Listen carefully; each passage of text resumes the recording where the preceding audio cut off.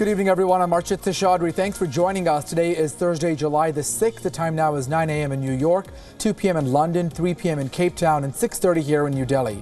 Tonight, a special report. Antiques to trade as a major U.S. arts and crafts retailer, Hobby Lobby, is facing a lawsuit for smuggling artifacts from the Middle East. The big question is, why is this U.S. company indirectly funding the same region that the U.S. is trying to tackle terrorism with? Who takes the blame, and how will this affect the brand of Hobby Lobby? And what are U.S. agents now doing to stop this from happening again?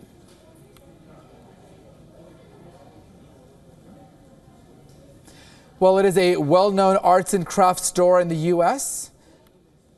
Hobby Lobby is a store where many people go to collect antiques, items for their scrapbooks, perhaps even ancient artifacts. But this Oklahoma-based Hobby Lobby is now accused of having a rather unusual hobby. That's going to cost them about $3 million, smuggling. The store will have to ship back 5,000 ancient Iraqi artifacts and pay a hefty price for that settlement. This after the U.S. Department of Justice sued the company.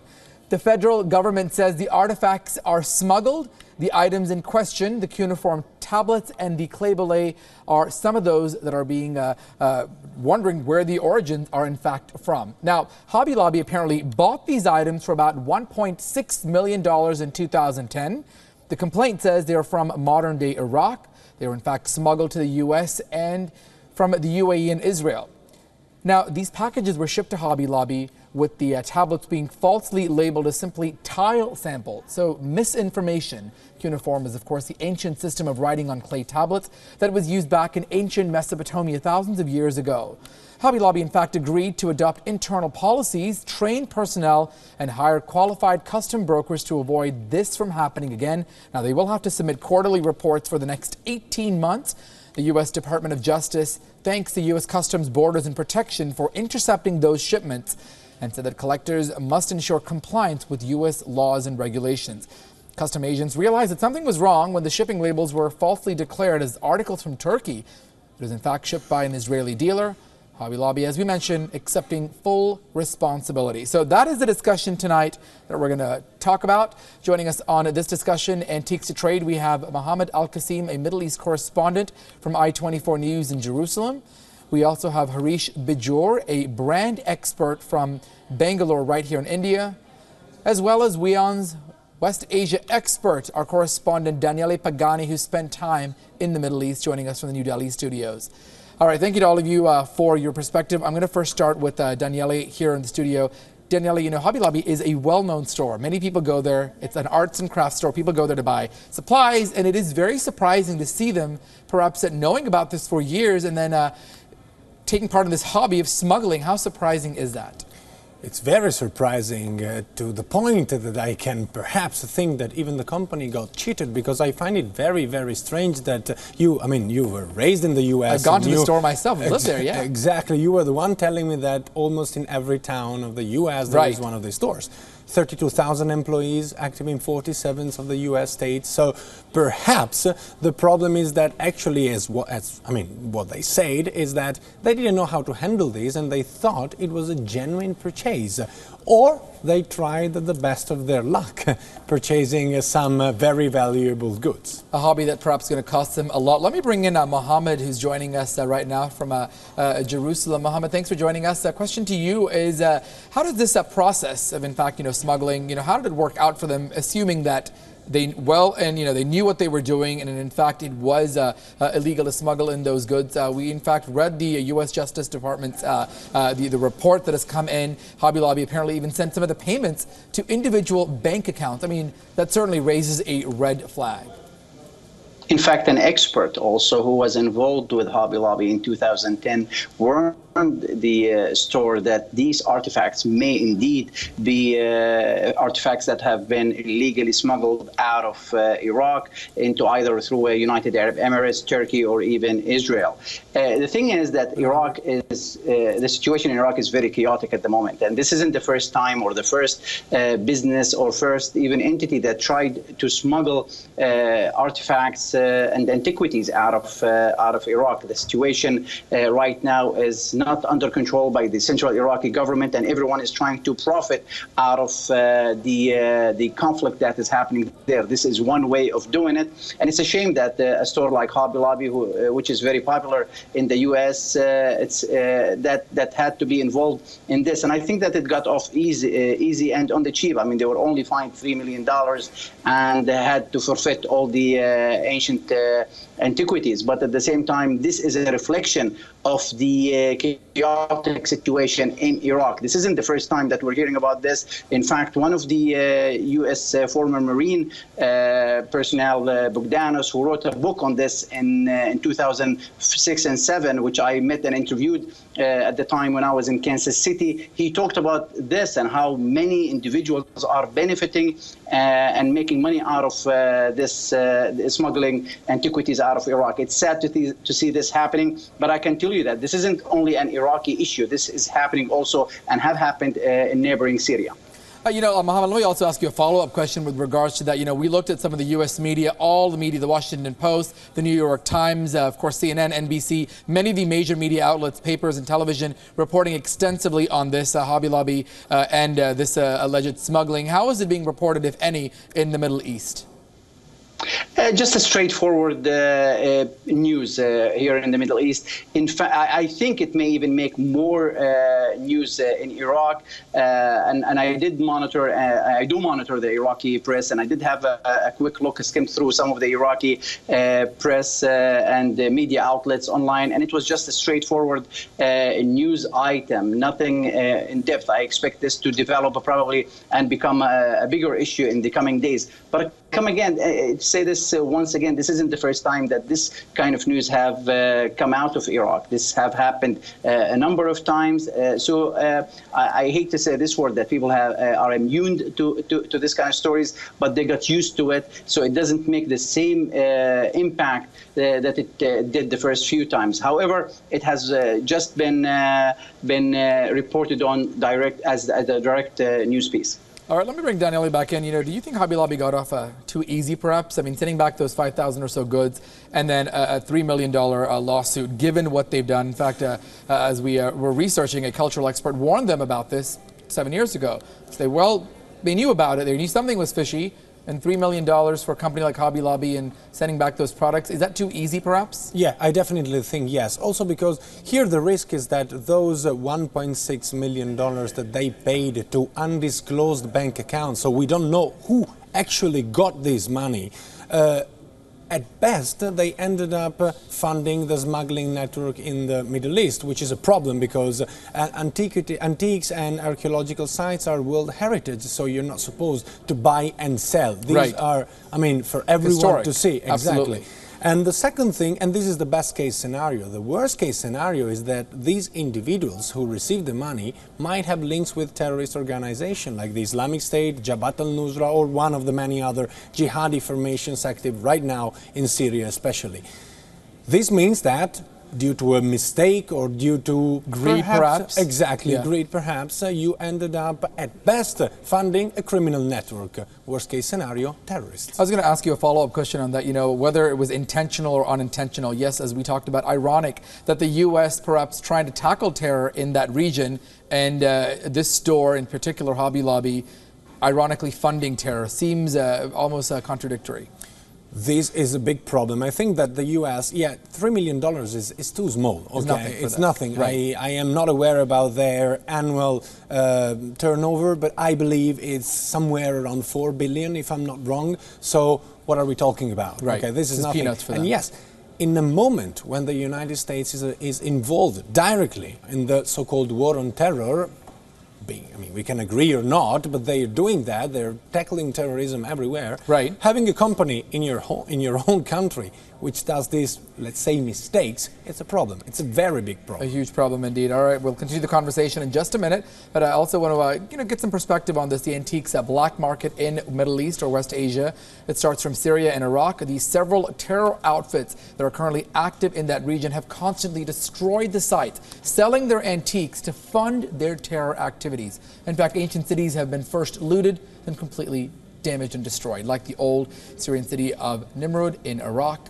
Here's the report. On November 15th, the Iraqi army secured an area approximately 30 kilometers south to Mosul, where the Islamic State blew up an important Assyrian archaeological site. What they found confirmed the worst fears. The site is completely destroyed. This city, the city of Nimrud, was the capital city of the Assyrian civilization, and this door, where I am, was one of the main entrances for the city. 2 years ago, before the Islamic State conquered this area, here on the two sides of the door, there were two sculptures called lamassus, those mythological creatures with a human head and the body of a bull or a lion and with wings. They were meant to protect this ancient city. The Islamic State militants destroyed these forms of art because they did not consider it belonging to the Islamic tradition, and they considered to be pre-Islamic art, which according to them is not to be respected and must be destroyed. As we walk inside the city, the level of destructions appears clear. There is almost nothing left. Islamic State terrorists surrounded Nimrud with barrels full of explosive and triggered them all together. One of the many signs of destructions that the Islamic State terrorists carried on in these very ancient archaeological sites. As we can see, we have inscriptions here in these slabs of stone. Must be 3,000, more than 3,000 old, because the site has been here for the last 3,500 years. And it just took 2 years of Islamic State presence to destroy that. Speaking with people in the small neighboring town, they told us that a few days before the Islamic State destroyed the archaeological site, several buyers from Turkey and Syria showed up to purchase the precious and many beautifully carved antiquities coming from Nimrud. When the city of Nimrud was the capital city of the Assyrian civilization, thanks to the archaeological studies that have been conducted on the area, we know that it was a big city with botanical gardens, fountains, and as many as probably 100,000 citizens living within the city walls and in the small neighborhoods surrounding the city. A proper assessment of the extent of damage and what can be salvaged will probably take place only after fighting ends. From here, the front lines are only 4 kilometers away and fighting has been heavy and slow. What we witness here in the ancient archaeological site of Nimrud in Iraq raises questions about what is happening to all the heritage which is still under Islamic State control, for example, within the city walls of Mosul. The strategy of the Islamic State is not to recognize as plausible any form of art which is considered by them coming from pre-Islamic societies. The only way to deal with this kind of art for them is to completely destroy, to erase it. Daniele Pagani and Martin Aim from Nimrud, Iraq, for WION. Well, all right, as we saw in that report, ISIS blowing up Nimrud in Iraq. They damaged Palmyra in Syria. Now, what exactly is your motive, Daniel? You were there on the ground to destroy some of these ancient, historic sites, these iconic symbols. Is it just a quick cash to profit? There are organizations to perhaps help smuggle, for lack of a better word? Definitely that's one of the two reasons, okay? Perhaps their major reason is the fact that due to their wrong and twisted interpretation of Islam, whatever form of art is considered pre-Islamic for them is pagan and needs to be destroyed. So whatever testimony we have of a pre-Islamic era for them needs to be destroyed. So this is one way. The second religious angle of it, perhaps. Yeah, exactly. The second thing is exactly what you said. This is easy profit. When I went to Nimrud in Iraq, that city, I spoke with a lot of people. There is a village there. Nimrud was a very famous archaeological site, one of those Sunday places. I spoke with many people and they told me that a couple of days before the Islamic State blew it up, many buyers from Syria and Turkey came to Nimrud in order to buy artifacts and antiques coming from the small museum which was there and also directly from the archaeological site, paying cash, which is what a terrorist organization needs the most, to buy weapons, ammunition, to pay salaries, to buy pharmaceuticals, whatever they need to keep fighting. When we talk about these networks there, in the Middle East and West Asia, how big do we know about these networks? Do we have enough idea how big they are? Who else is perhaps out there doing things like this? Hobby Lobby, going back to our main story, was perhaps caught. There could be many other companies, maybe not just in the US and other parts of the world as well, that are operating and indirectly funding these groups. I mean, who takes the blame? Who's at fault? Absolutely, yes. And look, perhaps Hobby Lobby and for that matter companies in the United States are probably the less involved in this. There is an enormous black market. It's a long-standing problem. Okay, so there has always been a smuggling of antiques from West Asia, particularly from Syria and Iraq. Turkish businessmen, okay, Russian businessmen are big buyers of this sort, and there is an enormous black market between these countries, Turkey and also Russia. So how big is this? Well, difficult to calculate because it is impossible. What we can do is we can estimate the amount only on what has been actually found. Right. So it's obviously something which is less than the original. Surely there is a study from the Chicago University which quantified it surely in millions of dollars. A year. A year. We're talking about big business, right? Similar to cocaine, for instance. And let me when we talk about this, is it interesting, or in your opinion, the fact that the U.S. goes all out and about when it talks about ISIS and Syria, and they're offensive, and then you see situations like this, really very interesting to see. The big question is, yes, this might be one store, but the fact that the U.S. pledging to fight and crack down terrorism on one hand, indirectly, whether they know it or not, to give them the benefit of the doubt, still helping these groups in one way, shape, or form. Do you think there might be something to that, or is that just a pure coincidence? I mean, on the surface, it does look very suspicious or even ironic. Look, I mean, the problem is that what I think is that the main way to fight terrorism is not militarily. Yes, of course, you have to fight militarily against them, but right. Taking care of this kind of situation is way more important, because without money, no terror outfit in the world would ever fight. Because you need to pay salaries, you need to buy ammunition. So perhaps this is a problem. The United States need to devote more and more and more energies in avoiding this. $1.6 million might be a small sum for Hobby and Lobby, but for a terrorist organization is a big amount of money. One AK-47 costs you $300, $500. To put things in perspective. So, I mean, imagine how many weapons, ammunition, and medical facilities or whatever you can buy with those money. Right, absolutely. Let me bring in Mohammed Al-Qasim, standing by in Jerusalem. Mohammed, let me get you back in the conversation. We sort of wanted to focus in on sort of the bigger picture here. I was asking Daniele, my colleague, about why organizations like this destroy these artifacts, and perhaps it becomes a boon for smugglers. How interesting is that, in your opinion? How big is this network of smugglers? Is it just some of the people in the U.S., Turkey, Russia? Who do you think these buyers are? They're all over. I don't think that it's a small network. In fact, I think it's a large network, and many businesses, many countries, many museums throughout the world are, in one way or another, directly, indirectly, are involved in buying, purchasing these artifacts. And knowingly or unknowingly, they are funding terrorist groups, and this is extremely dangerous. They could be, and they should be held accountable, legally accountable for it, because as the guest alluded to and mentioned, that they'll be buying weapons with them, who will be which will be used in fights, killing civilians as well as others. So I think this is a huge network based on what we have seen in the last few years. Many of those those organizations, even though based on their interpretation of Islam and how they view these artifacts, they still want to keep some so they can help finance themselves. In one way, the U.S. is trying to cut all the financial resources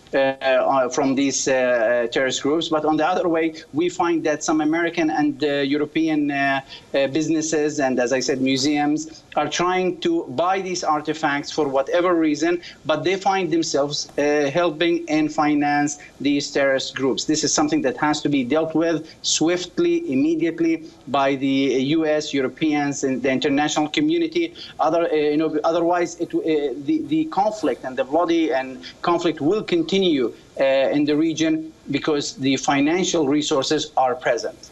Mohammed, let me also ask you a follow-up question with that. I was asking Daniele earlier about the U.S. and trying to fight terror in the Middle East and West Asia and Syria and Iraq, and then indirectly funding by doing this kind of smuggling. We're not saying all the stores do it. Certainly Hobby Lobby is in the spotlight at this point. Is that really ironic that, that the U.S. Pledging one thing and doing something else? What are your thoughts on that?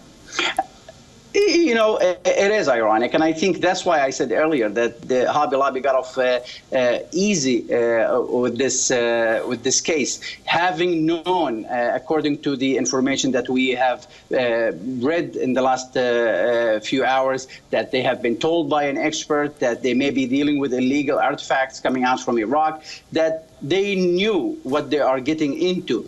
And again, we're talking about only one store that we know of right now, but I'm sure based on the last 10 years of dealing with artifacts being smuggled out of Iraq and reading about it and interviewing people who have been part of this. And keep in mind, it's not only either members of these extremist groups or other middlemen from Turkey and Syria and Iraq who try to smuggle these things. A number of U.S.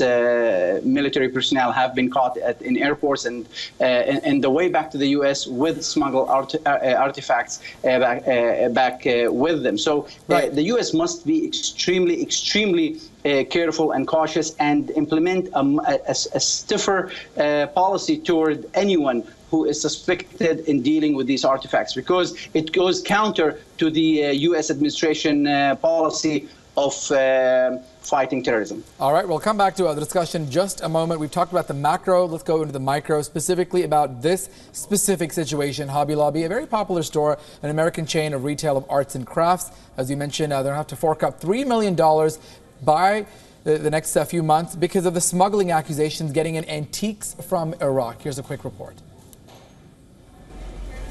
In 2010, some suspicious parcels coming from West Asia drew the attention of the United States Customs, and inspections revealed that they were antiques smuggled out of Iraq via Israel and Turkey.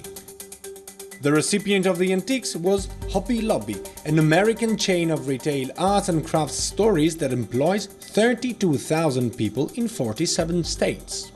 The U.S. Department of Justice investigated further and found that the company had bought more than 5,000 artifacts from Iraq. None other than the company's president Steve Green was reported to have traveled to the United Arab Emirates to inspect the goods worth around $1.6 million. The Justice Department found that the shipment followed typical smuggling strategies in order to avoid customs attention. The artifacts were sent from multiple locations. They were shipped to different places. They were small in lots and bore labels providing wrong information. Hobby Lobby never met the actual dealers and paid the money into 7 undisclosed bank accounts of West Asian individuals. Almost every artifact coming from West Asia, in particular from Iraq and Syria, had been looted and smuggled out.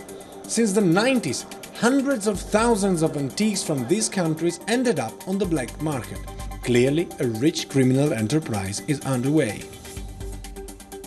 The money is suspected to have enriched one of the many jihadi and terrorist groups active in the region. According to the University of Chicago, this is how the Islamic State has earned millions of dollars, which has helped fund its activities. There is no evidence yet that Hobby Lobby's money ended up actually in terrorist hands, but the risk is very high. It is also curious to note that the company did not disclose the name of the beneficiary accounts holders, leaving investigators in a blind spot. The company published a statement admitting its fault. We were new to the world of acquiring these items and did not fully appreciate the complexities of the acquisitions process. This resulted in some regrettable mistakes. The company imprudently relied on dealers and shippers who, in hindsight, did not understand the correct way to document and ship these items. If it was a genuine mistake, Hobby Lobby has paid a steep price for it, not to mention giving life to criminal networks in West Asia. Bureau Report, WION.